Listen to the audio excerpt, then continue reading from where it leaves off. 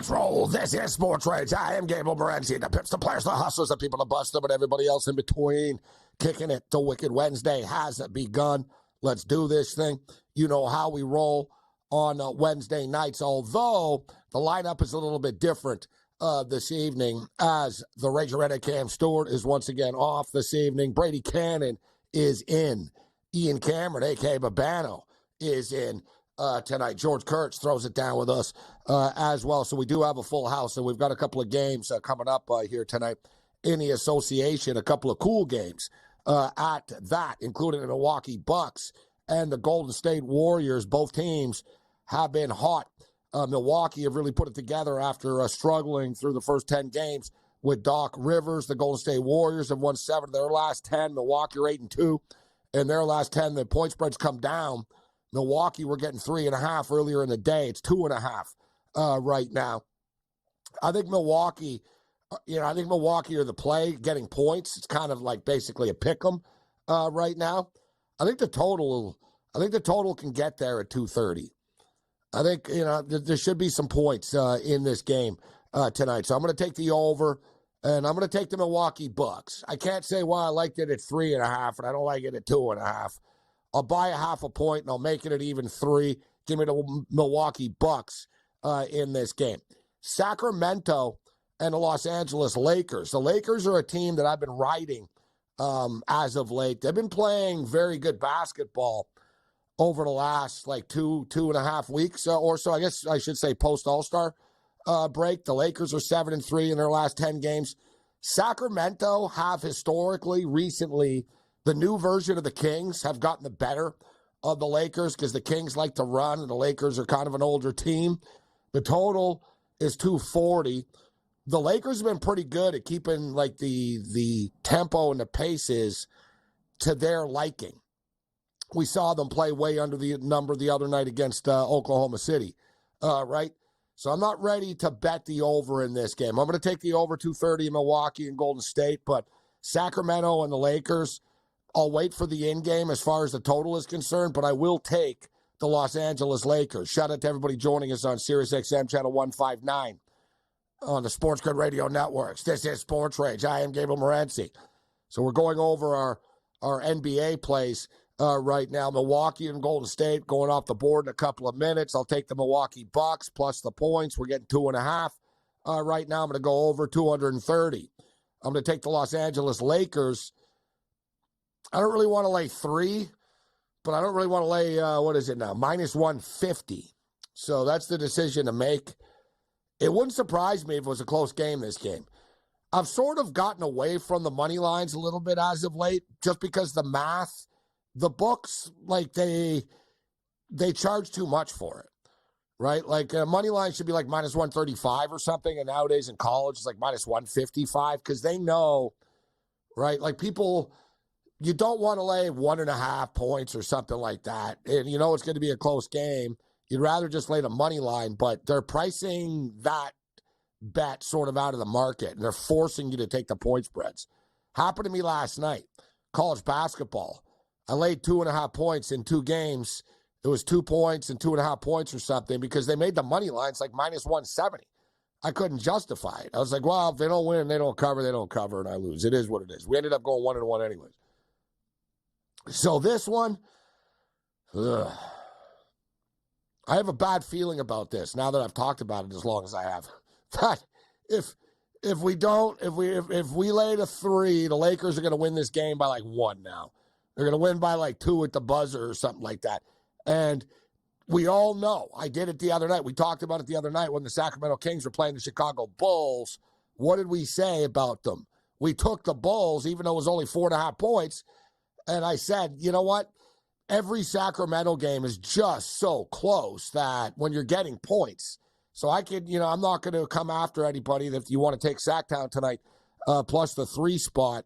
I'm not going to do it. I'm going to play the money line. I'll take the Lakers to win this game. NHL hockey.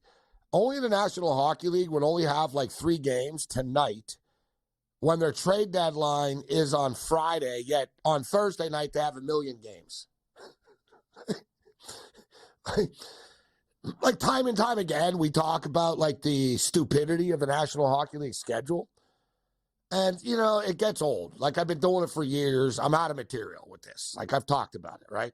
About them making the schedule on the back of a napkin at the Brass Rail Strip Club in downtown Toronto. We've been down this road before, but, like, I really, like, this one really got to me, though. This one, like, you know what I mean? Okay, like, you think, all right, our trade deadline is Friday afternoon, Friday morning, so why don't we just ease up on the schedule on Thursday night so we don't put all these teams in a bad spot where they have to trade their players in the morning or they don't know and they can't play them? No. The NHL decides, no, let's have a full slate of games the night before the trade deadline. Like, I try at times, like I said, I know it's, I've been doing this for a long time and I've gone down this road before, so I've already done this material a lot, but this one really got to me this time when I saw that. Almost as much as the total made-up, falsified NFL draft reports that we keep hearing and draft NFL rumors, right? Remember, like yesterday or 2 days ago, the rumor was, and there was a report that Jaden Daniels didn't want to play in the Northeast. Well, considering that Chicago, Washington, and Foxborough/Boston, New England are the top 3 picks, you're telling me that he doesn't want to be in the top 3 picks of the draft because it's too cold. And, of course, he went on to social media last night and he said, I don't know what the hell anyone's talking about. They're making this stuff up. And it continues with Kirk Cousins rumors, and this is why we tell you all the time. This stuff is great stuff to bet on because the sports books are at the mercy of a bunch of made-up crap by a bunch of know-nothing sort of nobodies, to be honest. Right? Oh, I hear this. We heard that. You didn't hear anything, right? ML Football was tweeting tonight, overheard at the Combine, if Mac Jones was on the 49ers, they would have won the Super Bowl. I'm willing to bet money nobody said that. Like, who said, yeah, you know what?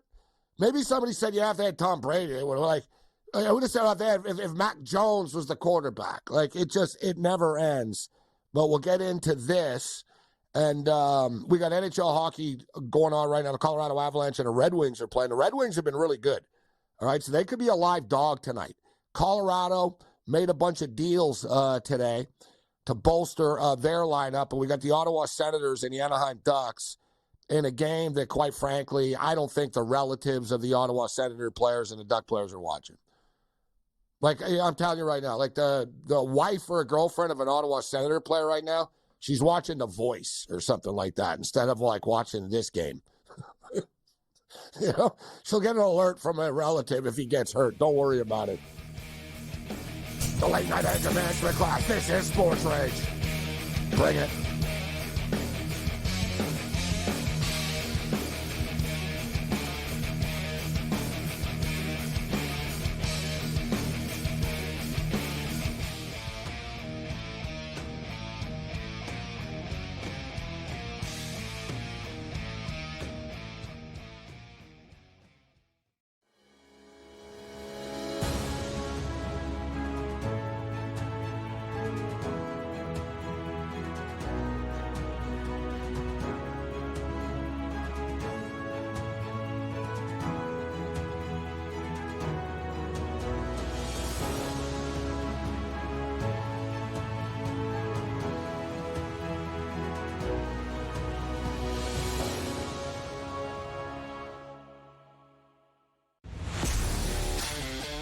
Laying points on the road in college basketball is an absolute landmine. I would not do it. I won't do it the rest of the year. I'm done doing that because it just consistently loses. I mean, 3 possessions in a 9-point game in which the opposition now is the clock, not the actual team you're facing, right? Right. And these guys are taking up shots. I mean, it's just like, that's why it's the NBA. In-game live, prime time, only on SportsGrid.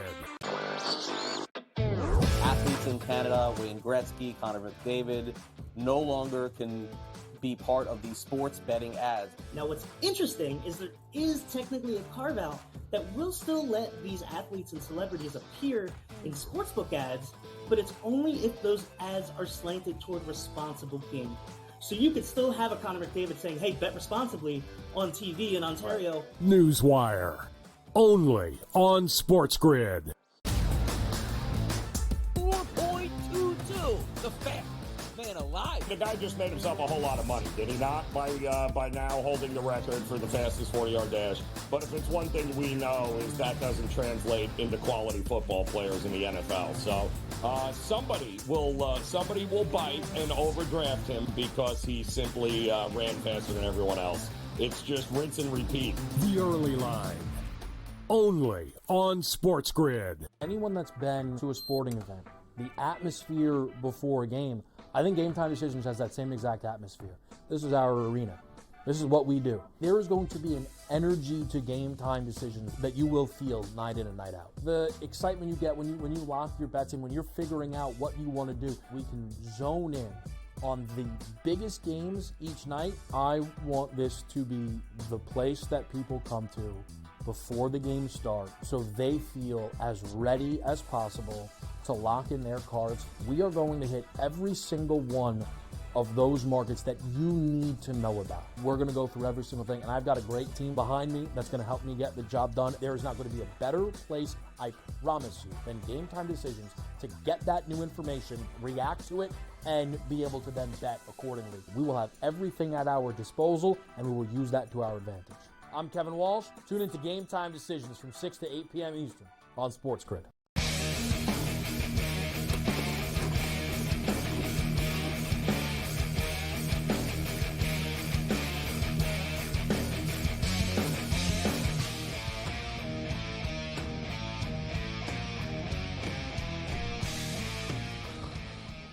Let's roll. The Wicked Wednesday has begun. This is SportsRage. I am Morency. A lot of stuff to get to tonight. Countdown to first pitch is on.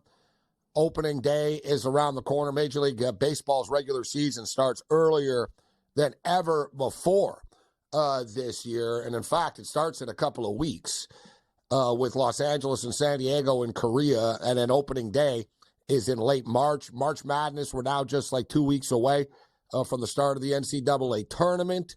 Which means the NBA playoffs, the NHL playoffs are rapidly approaching, the NFL draft, and, of course, the Masters as well, in which I think this year there's going to be like the Masters is sort of going to be, the storyline is going to be a lot of like the LIV players versus the PGA players. And let's bring in Brady Cannon right now. And it's the one thing that I noticed last year, Brady, that the LIV guys were coming over to these major events, and they were doing well, right? We saw Brooks Koepka, et cetera. They were doing well. And I sort of like came to the conclusion that they were at an advantage almost. They're playing recreational golf. They have all the money in the world. They don't have the stress of like, oh, I have to be in the next city, the next tour event. I'm flying this and that. These guys are taking private charters and, right, they were all just sort of, and they could just sort of build up and practice and lead up to it. And I saw an interview with Rory recently in which I liked his honesty, in which he openly said, I did not want Brooks Koepka to win the Masters. I didn't want the LIV guys to do well. But he goes, quite frankly, once they did, it was a wake-up call for us. So I think that's going to be a big storyline coming into the major season this year. Would you agree? I really agree with you, Gabe, and it seems like it's caught some fuel here. The swing, what's it called? Swing Time. I can't think of the series on Netflix, but I guess there's a piece Full there swing? about Rory. Full Swing, yeah. Full swing.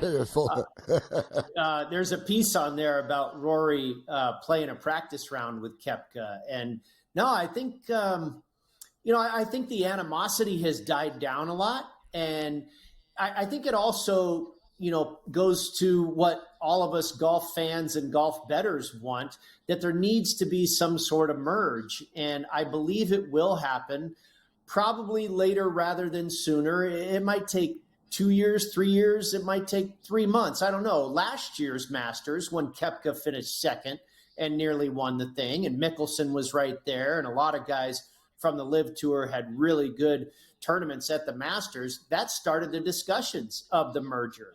And it is yet to come to fruition almost a year later. But I think something will happen where guys will have some sort of option where they can play the Live event this week. They can play the Tour event this week. I don't know. We've got a signature event this week. Those are the elevated PGA Tour events where you have all the star players in one field. And, maybe it's something where the Live players are invited to those. I don't know how they're going to work it out. The PGA Tour needs money. The Live Tour needs the viewership and the exposure. They both have something that the other party needs. And so they really have an interest to come together for a lot of different reasons. And boy, it really can't come soon enough for me. Now, that being said, there's only about 6-8 guys on the Live Tour that I would love to see in a PGA Tour event. But you take those 6 or 8 guys and throw them into the Arnold Palmer this week, and it makes a huge difference. Koepka, DJ, Rahm, Cam Smith, Joaquin Niemann, Tyrrell Hatton. All of a sudden, a very, very good field becomes a wicked field. And, when you look at the Live Tour in total, 6, 8, 9 players, whatever it is, that really move the needle, doesn't sound like a lot.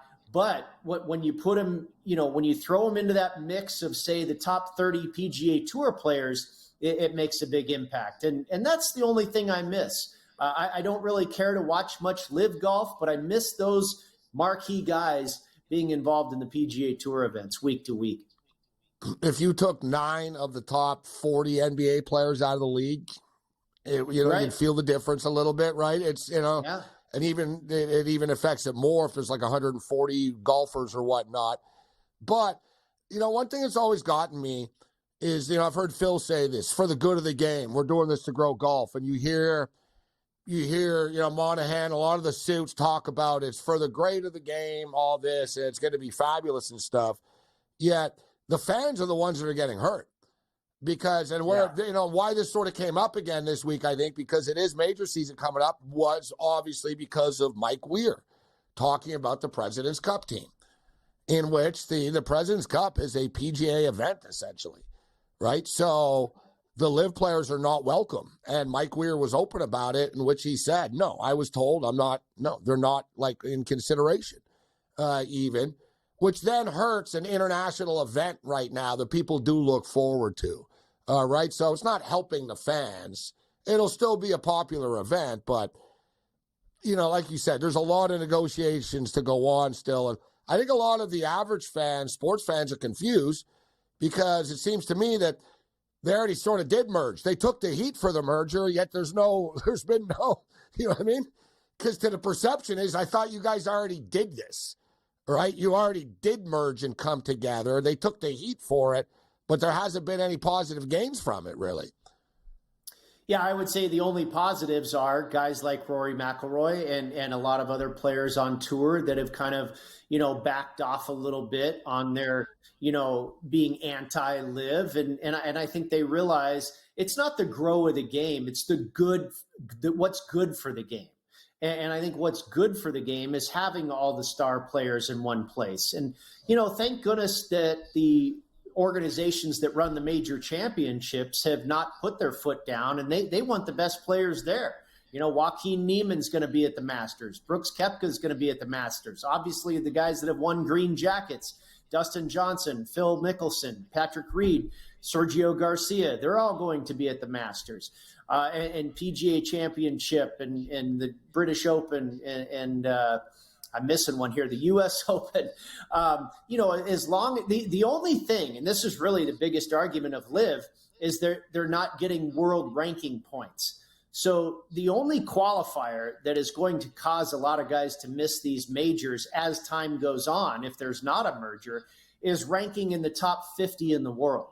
Because that is a benchmark for, I believe, just about all the majors. I know it is for the Masters and some others, but I think it's all 4 of them. If you're a top 50 player in the OWGR, that earns you a ticket to play. And these Live players are dropping, out of the world rankings precipitously because I don't feel sympathy for them. Just me personally, I don't feel. You know what I mean? Right. It's like, guys, they made that listen, choice. you want to take the $80 I'm million? not talking You want to about take them. the 4? Yeah, I know what Right. you mean, though. I know. I'm just saying, But me personally. It hurts us. It hurts no, the I know. fans But when and the I bettors.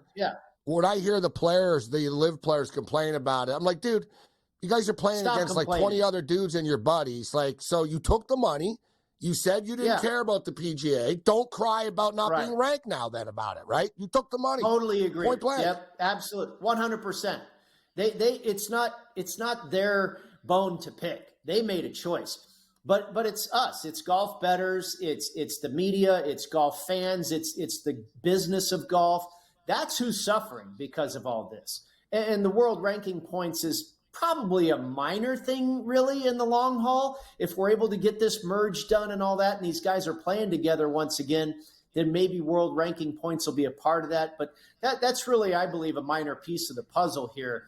I just hope that there's a merger sooner rather than later. Maybe it's by 2025, because as a golf fan and as a golf bettor, you and me both, Gabe, I want to see Koepka. I want to see Koepka this week at the Arnold Palmer. I'm going to get to see him at the Masters, but I'd like to see him, more than 4 times a year.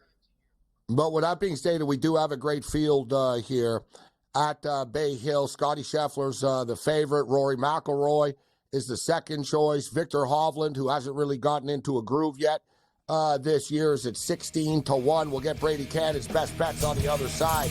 I'll have an Arnold Palmer, please.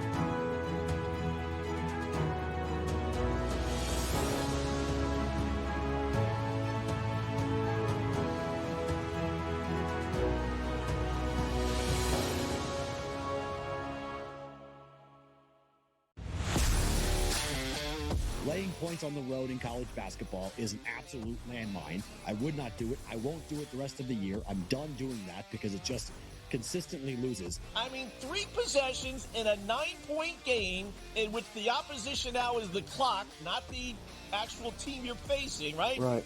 And these guys are taking up shots. I mean, it's just like, that's why it's the NBA. In-game live, prime time, only on SportsGrid.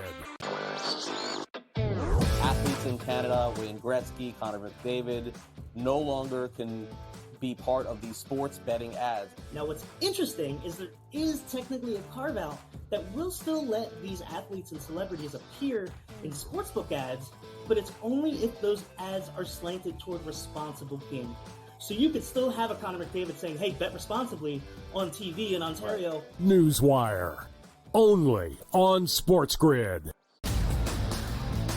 4.22, the fastest man alive. The guy just made himself a whole lot of money, did he not? By now holding the record for the fastest 40-yard dash. But if it's one thing we know is that doesn't translate into quality football players in the NFL. So somebody will bite and overdraft him because he simply ran faster than everyone else. It's just rinse and repeat. The early line, only on SportsGrid. Anyone that's been to a sporting event, the atmosphere before a game, I think Game Time Decisions has that same exact atmosphere.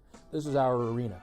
This is what we do. There is going to be an energy to Game Time Decisions that you will feel night in and night out. The excitement you get when you lock your bets in, when you're figuring out what you want to do, we can zone in on the biggest games each night. I want this to be the place that people come to before the games start so they feel as ready as possible to lock in their cards. We are going to hit every single one of those markets that you need to know about. We're going to go through every single thing, and I've got a great team behind me that's going to help me get the job done. There is not going to be a better place, I promise you, than Game Time Decisions to get that new information, react to it, and be able to then bet accordingly. We will have everything at our disposal, and we will use that to our advantage. I'm Kevin Walsh. Tune into Game Time Decisions from 6 to 8 p.m. Eastern on SportsGrid.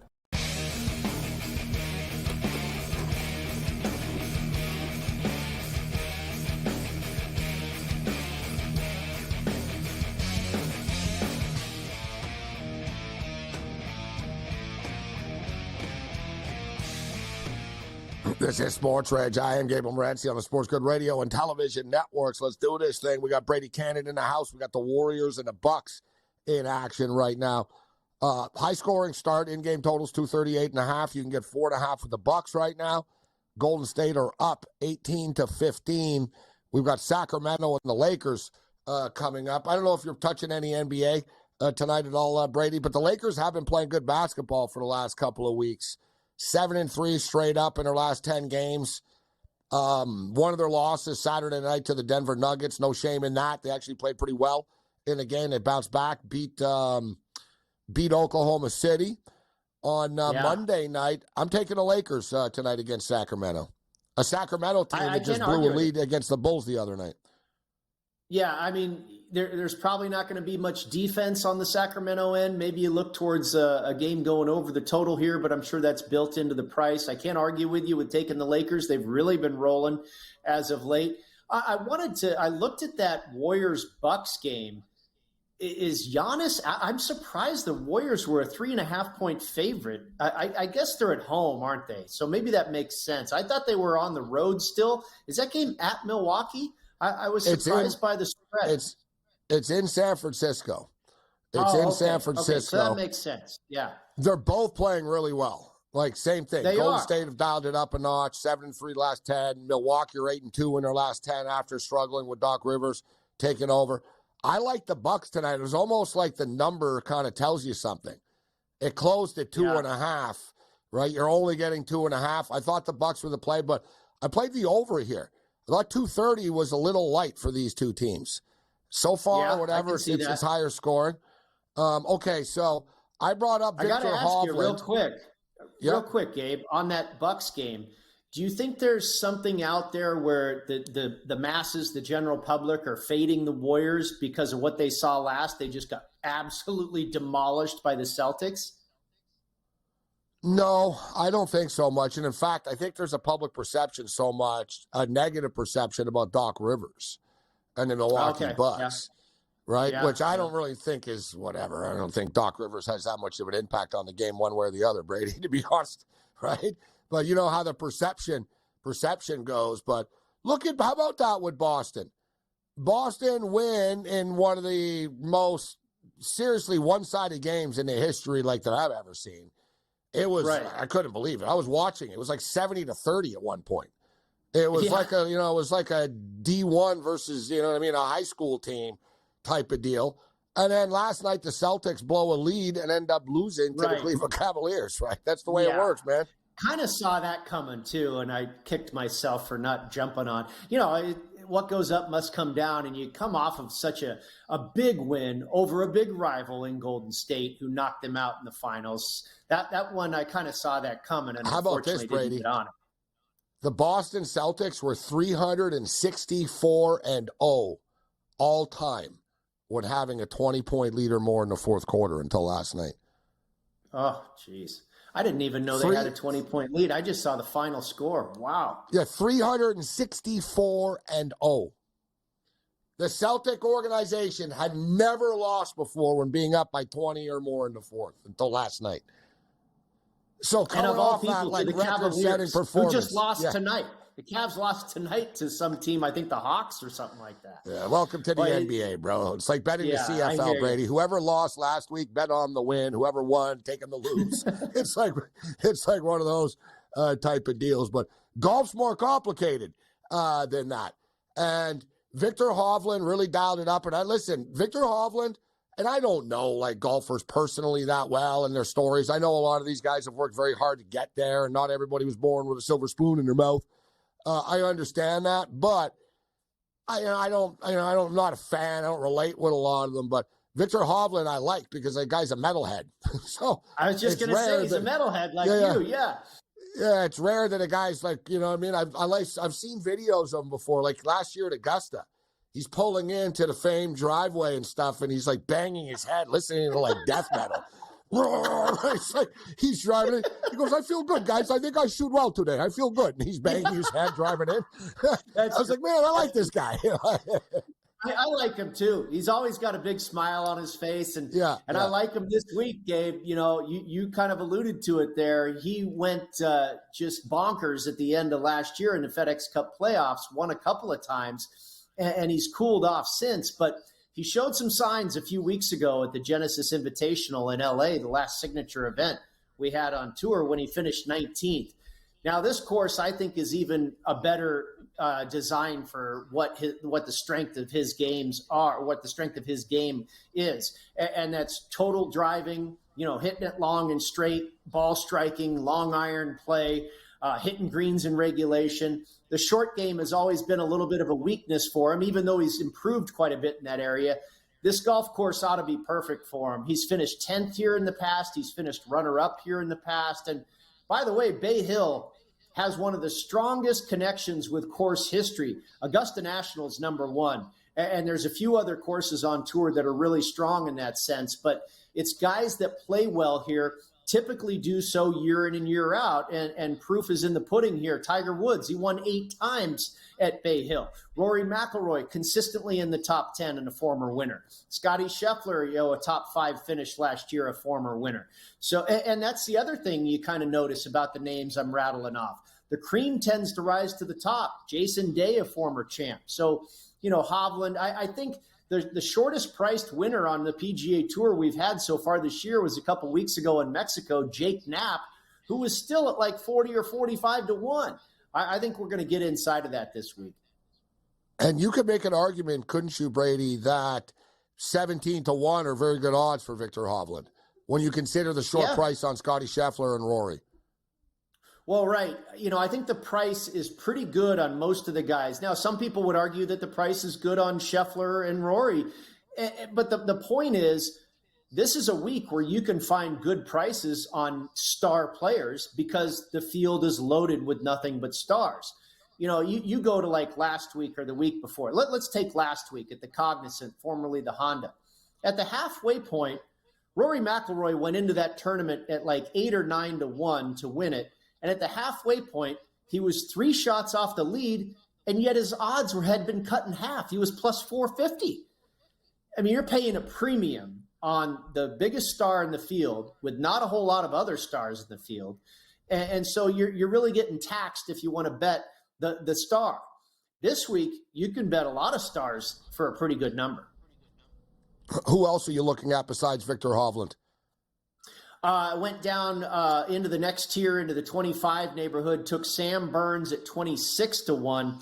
You know, my correlated courses this week, Gabe, a lot of courses that, you know, really emphasize ball striking. Phoenix, TPC Scottsdale, Congaree in South Carolina, Houston, Memorial Park in Houston, Southern Hills, where they played the 2022 PGA Championship, Oak Hill, where they played last year's PGA Championship, and then Olympia Fields, which has hosted the BMW as a part of the FedEx Cup playoffs a few times. Sam Burns has coming off of a 3rd place finish in Phoenix, has a 6th place finish there as well, a couple of 7th place finishes in Houston, and a really good putter on Bermuda grass, one of the best in the field. Then I went down a little deeper. Also, 4 straight top 10 finishes for Sam Burns. The profile isn't quite like Hovland, but he's got current form for sure. And then a guy that is like Hovland, Cam Young, I took at 30 to 1. Tremendous driver, tremendous long iron player, all about the ball striking, comes off of a 4th place finish at the Cognizant. Before that, he was 16th at the Genesis. I think this guy's finding his groove, and now he's at a golf course where he can really flourish. He's had top 10 finishes here in the past as well. And then I went with Matt Fitzpatrick. I mean, if you're ever going to find a ball striker, it's a guy that's won the U.S. Open. And Fitzpatrick is just nails on the correlated courses. 14th and 9th here at Bay Hill, 15th and 10th in Phoenix, 10th and 13th at Congaree, 5th at Southern Hills, 6th and runner-up at Olympia Fields. Over the last 24 rounds, he ranks 8th in this field in hole proximity from 175 to 200 yards.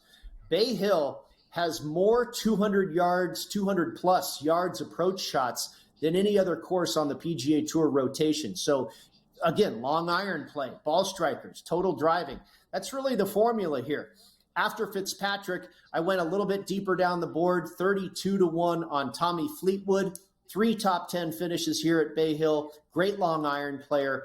He's also one of the best guys in the field that plays difficult golf courses really well, is Tommy Fleetwood. And then kind of a flyer here on a guy who I don't know if he's going to win it. He's going to have a really exceptional week to win it, but he's finished top 10 here 4 times. He's also been a runner-up. And his whole career, his signature has always been total driving, long iron play, and ball striking. And that's Keegan Bradley. A tour veteran, a little bit longer in the tooth than some of these younger guys I've taken. I took Bradley at 55-1, and I've seen him as high as 70. Probably a pretty good bet for a top 20 finish. I don't know if he can go all the way to the winner's circle, but I did play all 6 of these guys, Gabe, not only for the outright, but even a larger risk amount on a top 20 finish. Do you play these? Do you play your guys? Do you sprinkle it all on them as well to be first-round leaders? Like some people like to play the guys that they have as first-round leaders as well in case they start hot and, you know what I mean, so you catch something? Absolutely. I think the first-round leader is, I believe, the hardest market to bet in golf, if not all of sports. It is so random. I've seen some sharp play out so there. So profitable and nice, huh? Oh, yeah. And it's so fun. You're watching on Thursday. There's my guy. So one day, Cam loves it. God, God bless him. And we'll get Brady's matchup bets on the other side, and we'll get him out of here.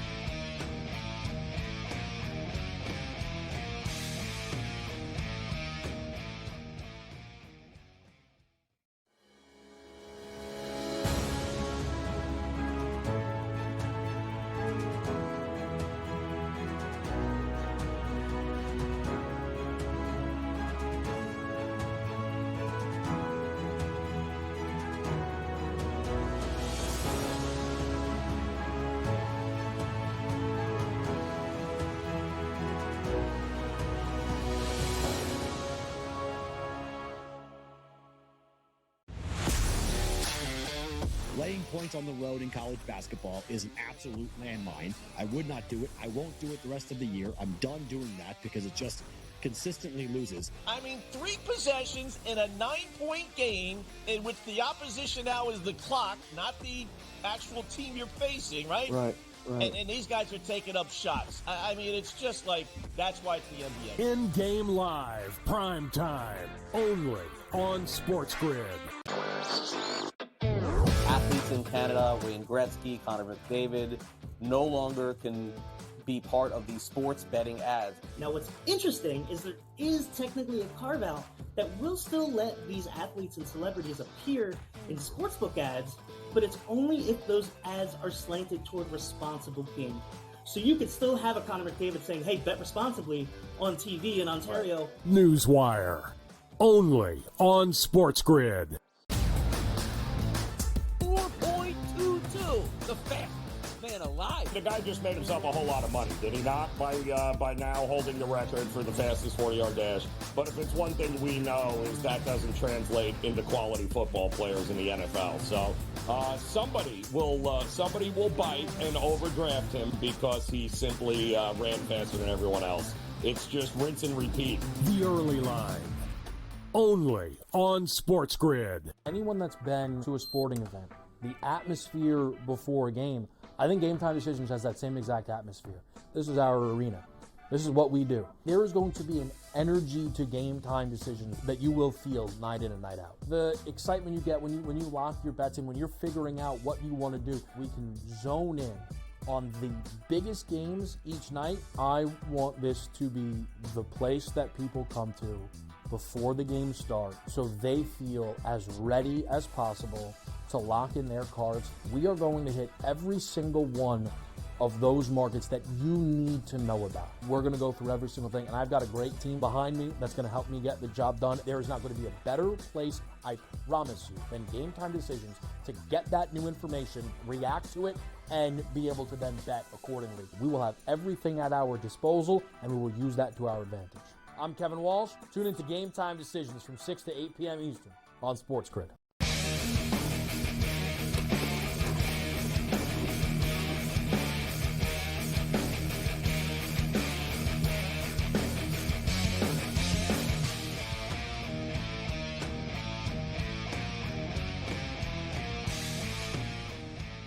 This is SportsRage. I am Gabriel Morency on the SportsGrid Radio and Television Network, Sirius XM Channel 159. Shout out to all of our television affiliates, whatever platform, network, smart TV. And you're smart if you're watching this right now. You're going to get smarter because Brady Cannon is in the house with us. And we always say, Brady, there's a saying, well, you can't bet on everybody, right? And so then one guy that wasn't on your list was Jordan Spieth. But I want to ask you about him because he has played well here before. He's got a couple of T4s here in the past. We haven't seen him play. And you were talking about like the check marks of this course, you know, and Spieth seems to check a lot of the boxes, actually. He's like 22-1, 23-1, hasn't played since he filled out the wrong scorecard. What's your opinion on Spieth this week? Yeah, I don't think the scorecard incident, has any effect here. I'm sure he's, put that behind him and probably didn't. I mean, maybe it bothered him a little bit, but I think he's gone, and I'm not going to factor that into the handicap.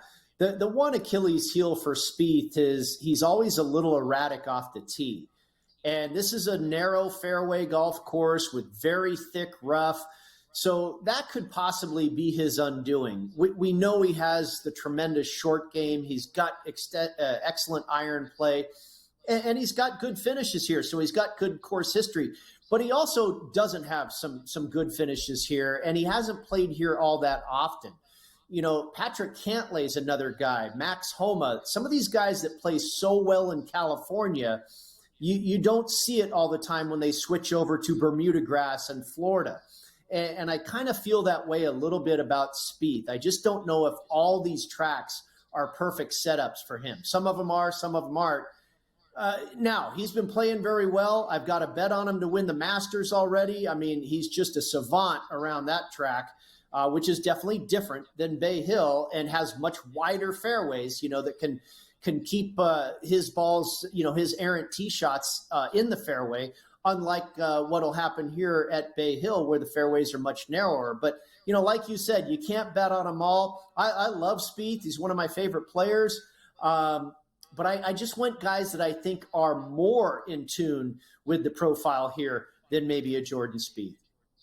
Great breakdown. I'm glad I asked. Okay, so Brady's got some head-to-head matchups, including Sam Burns, Mr. Burns, over Patrick Cantlay, and you're getting plus money with this as well. Yeah, and that's one of the reasons I bet on it. I thought the plus money was pretty attractive. I mean, I can understand Burns being an underdog to Patrick Cantlay, but plus 105 I thought was a little aggressive. I mean, maybe minus 105 or even money or something like that. But, and I just mentioned Patrick Cantlay. The last time we saw him, he had a little bit of that meltdown at the Genesis, and he's such a good California player. He plays well at the Amex. He plays well at Pebble Beach. He plays well at the Genesis, but he hasn't had nearly the success on the East Coast, especially in Florida, as he has on the West. I think he's very used to the Poana putting surfaces, the bent POA blend, but not as much on Bermuda.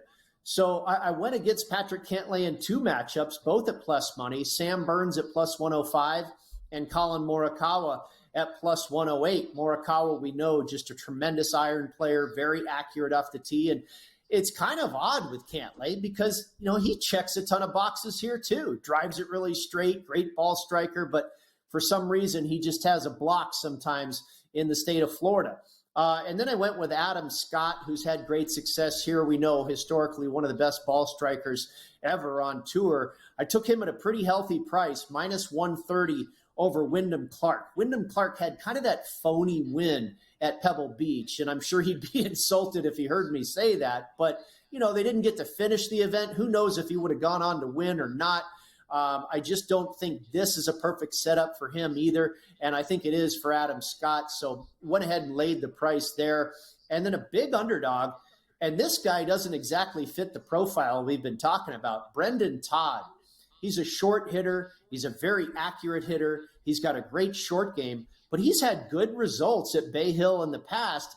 And I got him at plus 139 over Patrick Rogers, who, Patrick Rogers is a guy who's never won on tour before. He's come close. He's a big hitter, but in a field like this, you take Patrick Rogers, he almost won at like the Barracuda in Tahoe. Or you take maybe Puerto Rico this week where everybody else is that isn't a star that's at the Arnold Palmer.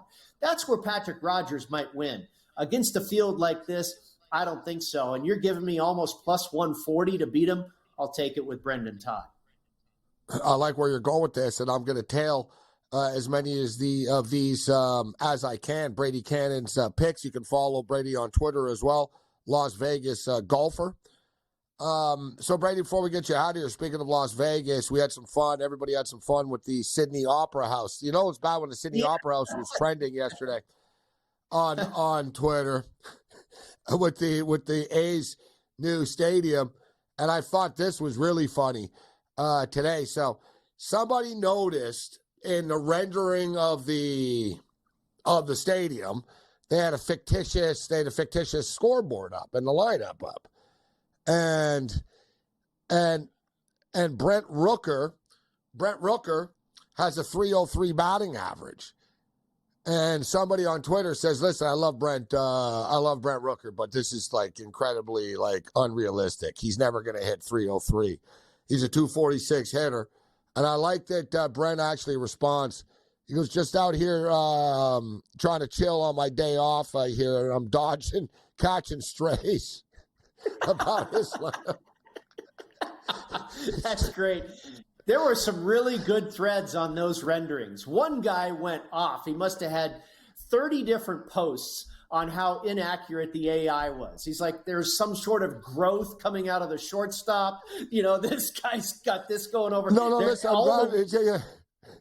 Listen, all the women in the stands, every woman is like this in the same pose.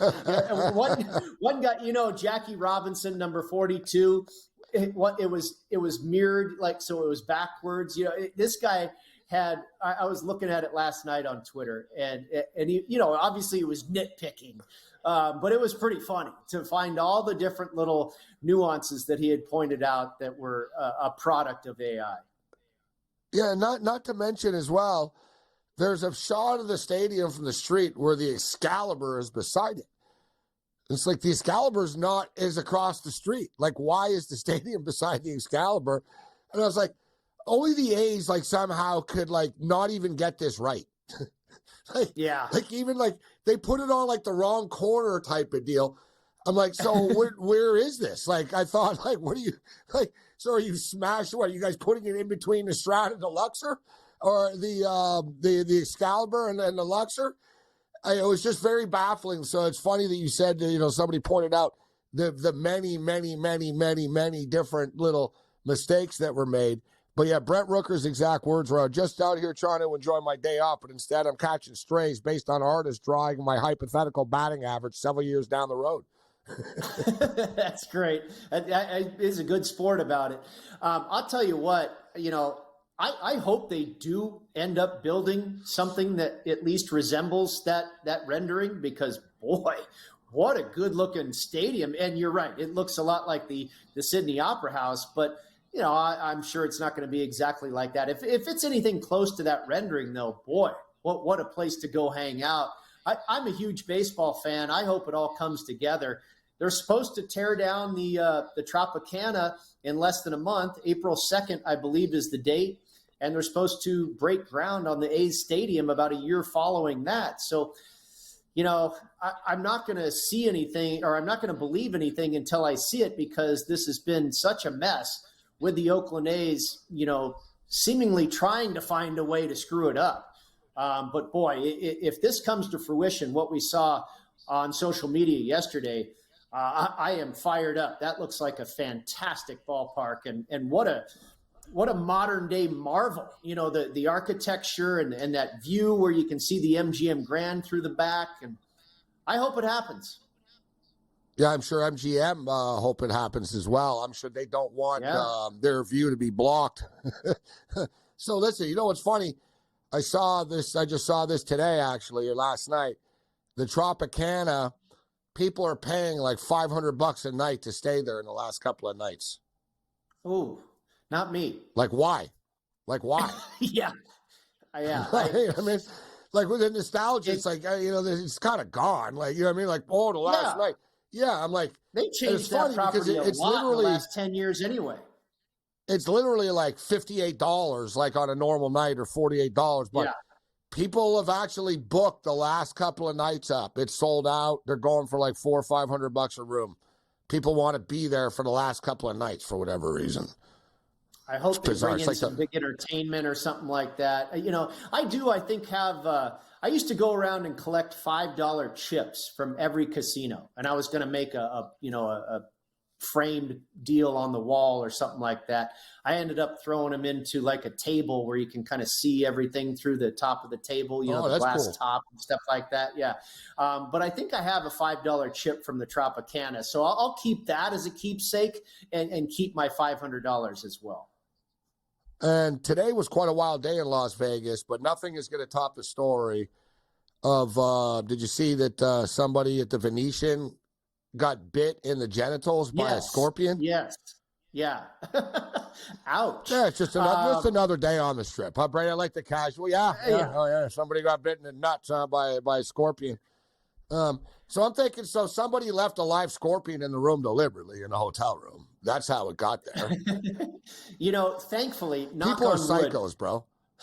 We do get scorpions out here. It's typical desert stuff. You got rattlesnakes here and there. You got a scorpion here and there, coyotes, that type of thing. But thank goodness I have never run into a scorpion here, stepped on one. But my goodness, and it had to have been when he was sleeping or something like that, because how do you get that thing all the way up to your midsection? Most people step on him or something and get stung. But how does that thing end up halfway up your body? Maybe we'll get a shot of the scorpion. We actually have a picture of it. It's actually pretty big, too. That's how you have to worry about bed bugs. Forget about the bed bugs, bro. You got scorpions where you're crawling around the sheets. I got a bed lizard over here. And how about, what kind of reaction is that? That's got to blow up pretty good, swelling, I would think. And the pain, jeez.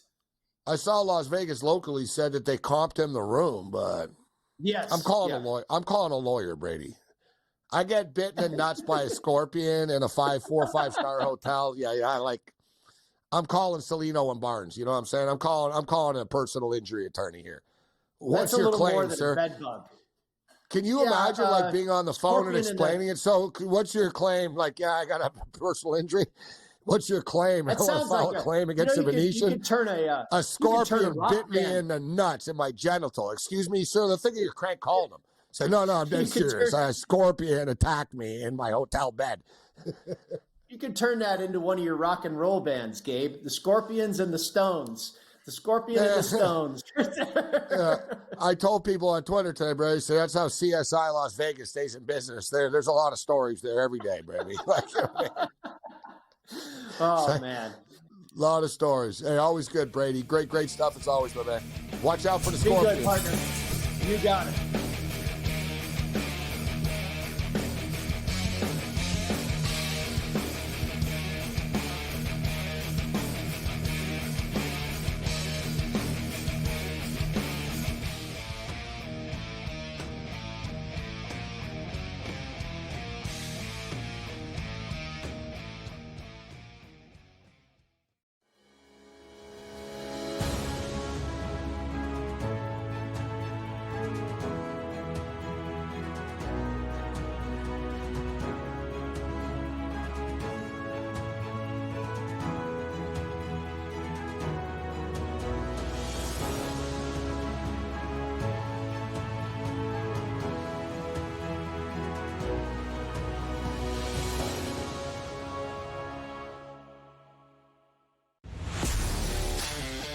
Laying points on the road in college basketball is an absolute landmine. I would not do it. I won't do it the rest of the year. I'm done doing that because it just consistently loses. I mean, 3 possessions in a 9-point game in which the opposition now is the clock, not the actual team you're facing, right? Right. And these guys are taking up shots. I mean, it's just like, that's why it's the NBA. In-game live, prime time, only on SportsGrid. Athletes in Canada, Wayne Gretzky, Connor McDavid, no longer can be part of these sports betting ads. Now, what's interesting is there is technically a carve-out that will still let these athletes and celebrities appear in sportsbook ads, but it's only if those ads are slanted toward responsible gaming. So you could still have a Connor McDavid saying, hey, bet responsibly on TV in Ontario. Newswire, only on SportsGrid. 4.22, the fastest man alive. The guy just made himself a whole lot of money, did he not? By now holding the record for the fastest 40-yard dash. But if it's one thing we know is that doesn't translate into quality football players in the NFL. So somebody will bite and overdraft him because he simply ran faster than everyone else. It's just rinse and repeat. The early line, only on SportsGrid. Anyone that's been to a sporting event, the atmosphere before a game, I think Game Time Decisions has that same exact atmosphere. This is our arena. This is what we do. There is going to be an energy to Game Time Decisions that you will feel night in and night out. The excitement you get when you lock your bets in, when you're figuring out what you want to do, we can zone in on the biggest games each night. I want this to be the place that people come to before the games start so they feel as ready as possible to lock in their cards. We are going to hit every single one of those markets that you need to know about. We're going to go through every single thing, and I've got a great team behind me that's going to help me get the job done. There is not going to be a better place, I promise you, than Game Time Decisions to get that new information, react to it, and be able to then bet accordingly. We will have everything at our disposal, and we will use that to our advantage. I'm Kevin Walsh. Tune into Game Time Decisions from 6 to 8 p.m. Eastern on SportsGrid.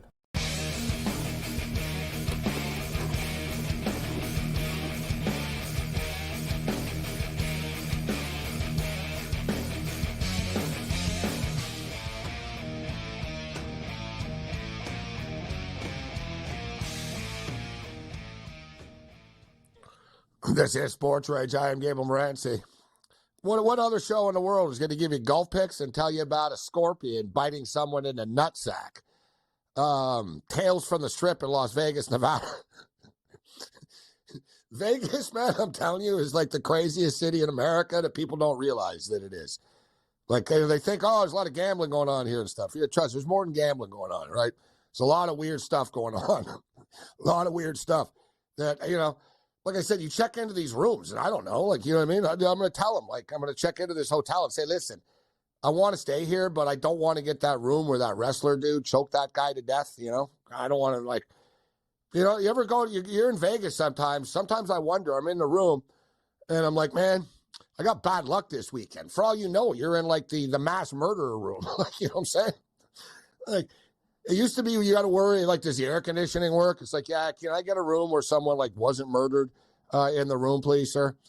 60-50 for the Golden State Warriors right now over the Bucks, the Sacramento Kings, and the Lakers. The Lakers are up by 17. We got a football score right now. It's 30-13 for the Lakers. We're on the Lakers in this game. We told you we're on the Lakers. We told you we like the Lakers in this game, but there's still a lot of basketball left to be played. But still, good start for the Lakers, bad start for the Kings. 30-13. The Lakers, even though the Lakers are up by 17, they're like 10.5 right now. The in-game total is 239.5. The Oklahoma City Thunder are up 56-45 on Portland right now with 3 minutes left in the second quarter. Total is 225.5. The Thunder are laying 17.5 points. And there's 3.5 left in the first half here in the second quarter of Milwaukee and Golden State. And the Warriors are up 60-50. The in-game total is 240.5. It closed at 230. We're on the over, but we're also on the Bucks. You're getting 9.5 now with the Bucks if you're interested and you think this game is going to even out a little bit like I would expect it to. NHL hockey, speaking of even, we're all tied up at 2 right now in the Mile High City. We'll talk pucks on the other side. George Kurtz is going to step up in it.